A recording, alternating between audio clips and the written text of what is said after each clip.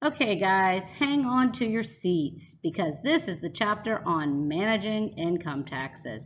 Probably the most fascinating and exciting chapter in the entire text. Not really. However, there are many important concepts related to understanding taxes and how taxes fit into our financial management that are crucial to creating an effective financial plan. So here we go. So tax planning is simply seeking legal ways to reduce, eliminate, or defer income taxes. I'm not talking about tax evasion. Responsible citizens pay their fair share of income tax, but a lot of times people pay more than their fair share because they are not practicing effective tax planning techniques. So our goal is we want to pay our fair share, but we don't want to pay more than we have to. And the key to that is to reducing taxable income, which is the income that is used to base how much money we owe in taxes. And we'll take a look at that.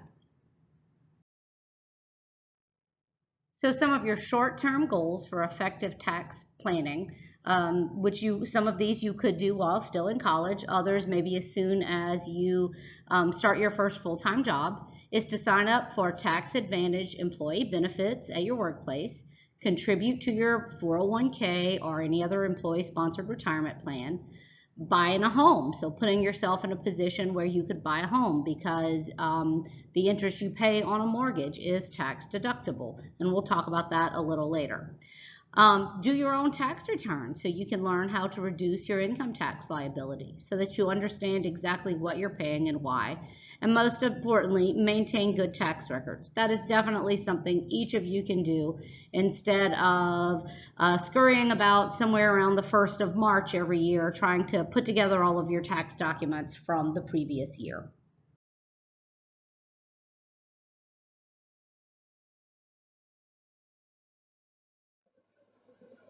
So let's just start with a very basic discussion about what income taxes are in the first place.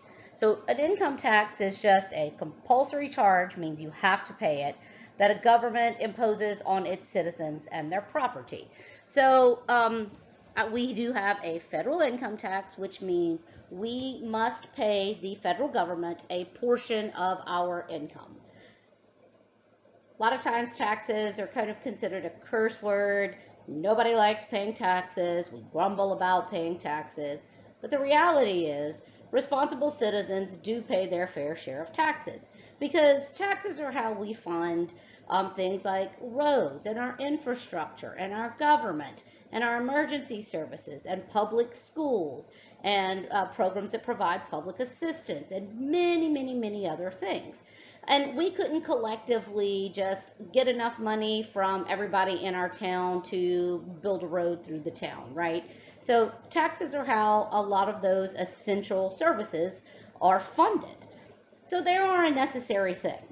And we have two different kinds of taxes, a progressive tax and a regressive tax. Our federal income tax is a progressive tax. And what that means is the more money you make, on those higher increments of money, you pay a higher percentage of your money in taxes. A regressive tax is one that demands a decreasing proportion of one's income. And the text talks about that a flat tax, or one that would just be, for instance, everybody pays 25% of their income flat across the board, is really a regressive tax. Now, it seems a little confusing, but that's because if you are somebody who makes, let's say, $300,000 and you pay 25% in income taxes, yes, you're paying more money in income tax than somebody who makes $40,000 a year.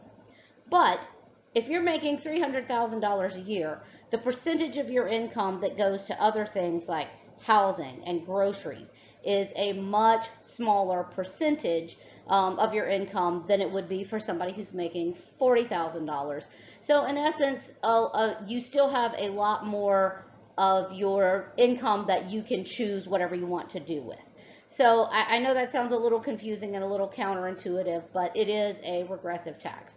Regardless, our income tax is a progressive tax structure, and we'll look at exactly what that looks at in a couple of slides.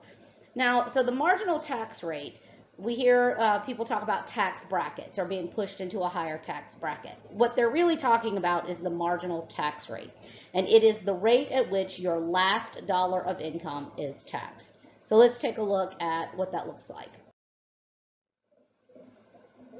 I said at the beginning that one of the goals for effective tax management as part of your financial plan was to legally be able to reduce the amount of money you owe in taxes.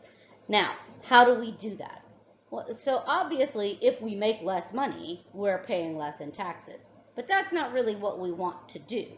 We don't want to just make less money so we're not paying as much income tax. We want to decrease our taxable income. So there's two different numbers that we get to talk about.